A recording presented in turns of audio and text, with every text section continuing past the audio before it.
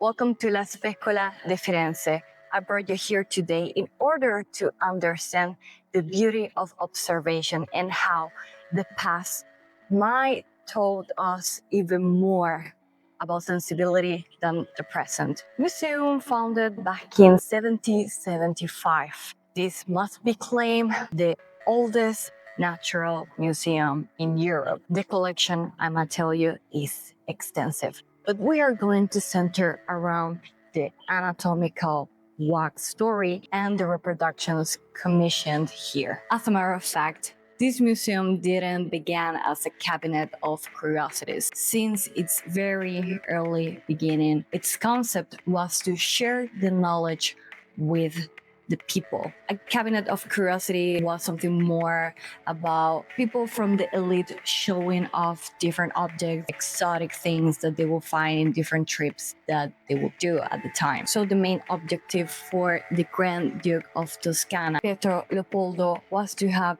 an institution that will not just share with the people, but as well give them the education and knowledge. Today, we're going to see different vessels, not just about beauty, but to reflect about how humans are the perfect machinery. So every single room refers to a certain system.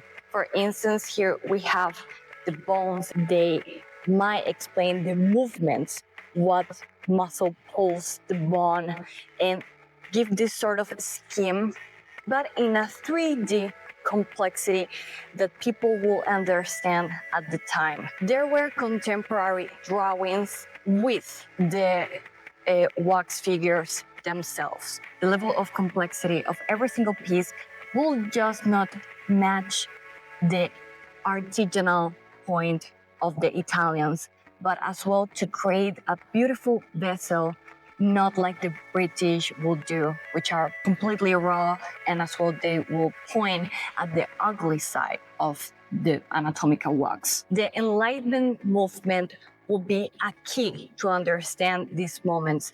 People were trying to understand how the body works, and in order to show it, they will create all of these different pieces.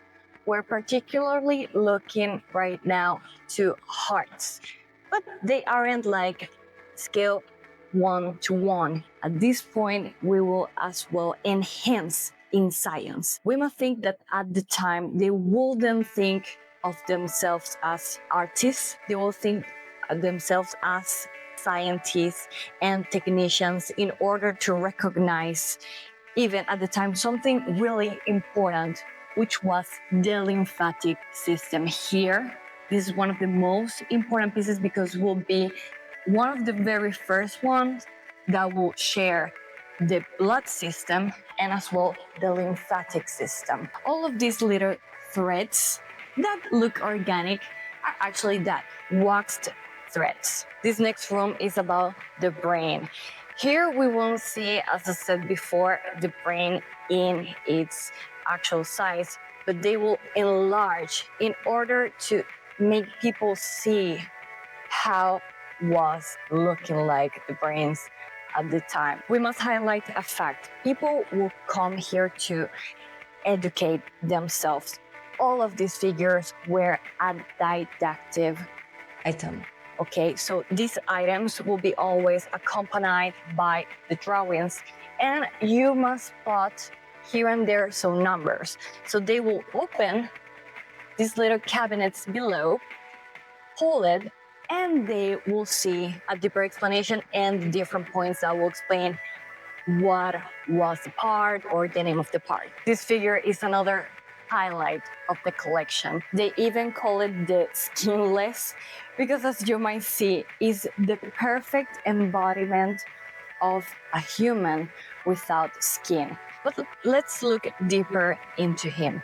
It's not just the fact that he's given us information about the human body, but as well the pose, this Renaissance pose that will go beyond and show us once again how we're made like. Probably this part isn't for everyone, but the dissections, the level of explanation of how the nerves, the brain are interconnected are completely marvelous. We even might appreciate even more the way that every single case is designed. After the brains, the room will develop more into how the ear works here inside and how everything is interconnected within our head. And this is the main reason why I came here today.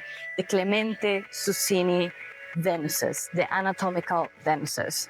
So they were my interest for 13 years when I spotted a picture of this particular one on Tumblr. Clemente Susini, he achieved to captivate with his figures and as well reach this didactic point. Many people would like to have an artistic interpretation of these Venuses. In particular, we must notice the way that they look at us, and we gotta look as well into the poses. She isn't in between the death or life.